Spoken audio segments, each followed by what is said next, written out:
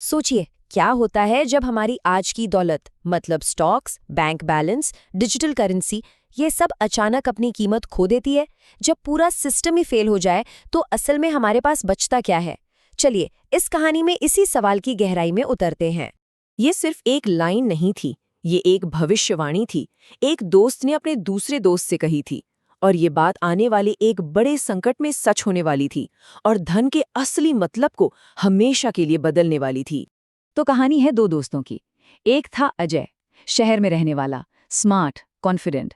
उसकी सारी दौलत कह सकते हैं कागज पर थी। एक बढ़ता हुआ स्टॉक पोर्टफोलियो और एक शानदार किराए का घर।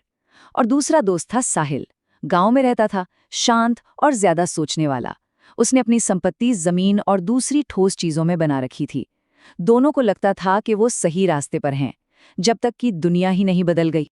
और फिर जैसा साहिल को अंदेशा था, एक ग्लोबल संकट आ गया और वो कागजी दौलत जिस पर अजय को इतना नाज था, वो ताश के पत्तों की तरह ढहने लगी।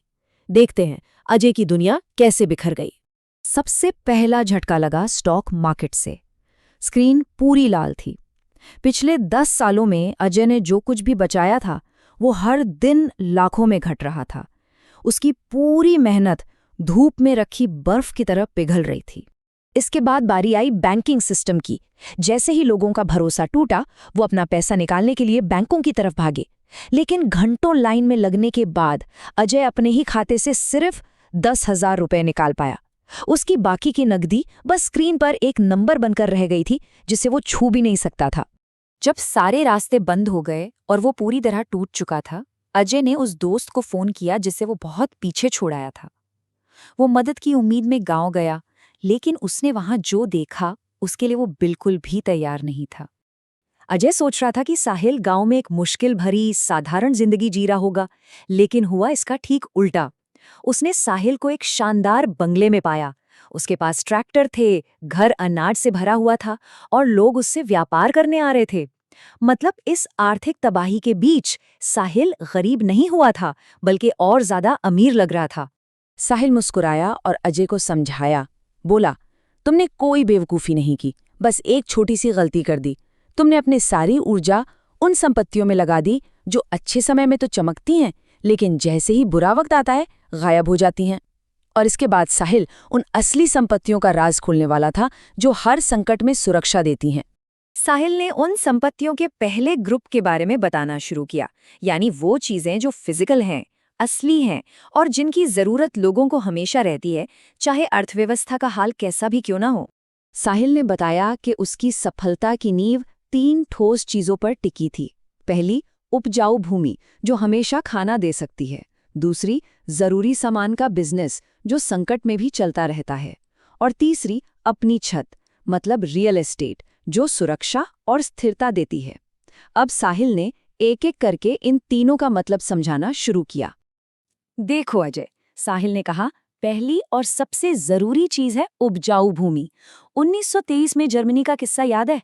जब वहां हाइपर इन्फ्लेशन आया था, तो एक बैंकर की जिंदगी भर की बचत से एक कप कॉफी भी नहीं खरीदी जा रही थी। लेकिन उसी वक्त एक किसान जिसके पास जमीन थी, वो अमीर हो गया। पता है क्यों? क्योंकि लोग एक बोरी आटे के लिए अपनी ज्वेलरी और पियानो तक बेच रहे थे। सीधी सी बात है, पैसा खाया नहीं जा सकता। साहिल ने आगे कहा, दूसरी संपत्ति है जरूरी चीजों का बिजनेस। 1980 के दशक में ब्राजील में जब महंगाई बेकाबू हो गई थी, तो सुपरमार्केट के मालिक दिन में कई बार अपनी चीजों के दाम बढ़ा रहे थे।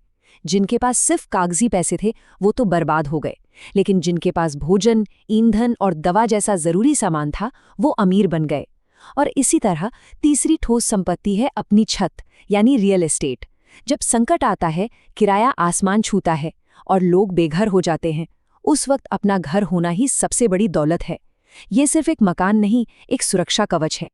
इसके बाद साहिल उन संपत्तियों पर आया जो हजारों सालों से हर उथल-पुथल के दौर में धन को बचाती आई हैं। उसने इन्हें एक तरह का आर्थिक बीमा कहा। ये दो संपत्तियां एक सेफ्टी नेट की तरह काम करती हैं, खासकर तब जब किसी देश की अपनी करेंसी फेल होने लगती है। एक है सोना जो हजारों सालों से कीमती रहा है, और दूसरी है स्थिर विदेशी मुद्राएं जो एक देश की आर्थिक समस्याओं से बचा सकती हैं। इसका एक क्लासिक उदाहरण है फ्रांसीसी क्रांति। उस समय सरकार ने असाइनेट नाम की एक नई कागजी मुद्रा जारी की। जानते हैं क्या हुआ?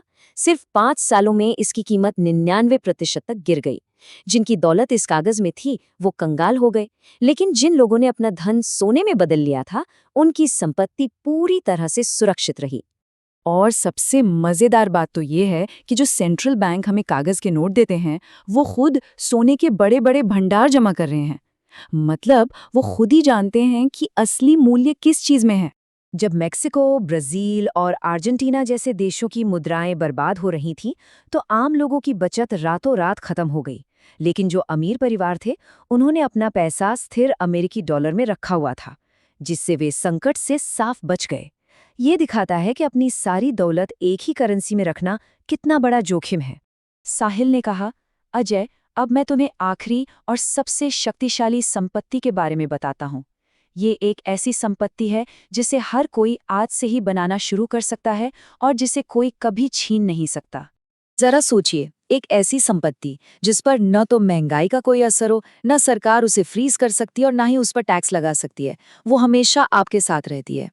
ये संपत्ति है आवश्यक कौशल, मतलब आपके हाथ का हुनर। 1946 में हंगरी में जब कीमतें हर 15 घंटे में दोगुनी हो रही थीं, तो फिक्स सैलरी वाले सरकारी कर्मचारी भूखे मर रहे थे। लेकिन प्लम्बर, मैकेनिक, इलेक्ट्रिशियन ये लोग फल फूल रहे थे। वे अपने काम के बदले सीधे खाना या दूसरी जरूरी चीजें ले रहे थे। आपका हुनर एक ऐसी दौलत है जो हमेशा आपके पास रहती है। तो यहाँ सबसे जरूरी बात समझने वाली ये है, संकट के समय में दौलत कभी खत्म नहीं होती, वो बस ट्रांसफर हो जाती है उन लोगों से जिनके पास कागजी या नाजुक संपत्तियां होती हैं, उन लोगों के पास जिनके पास असली ठोस संपत्तियां होती हैं। अपनी बात खत्म करके साहिल ने अजय को कुछ पुराने कागज दिए। वो अजय के गांव की जमीन के कागज थे, वही जमीन जिसे अजय ने सालों पहले बेचने को कहा था। साहिल ने उसे अपने पैसे तो दे दिए थे, पर जमीन कभी बेची नहीं थी। उसने कहा, ये तुम्हारी पहली असली संपत्ति है।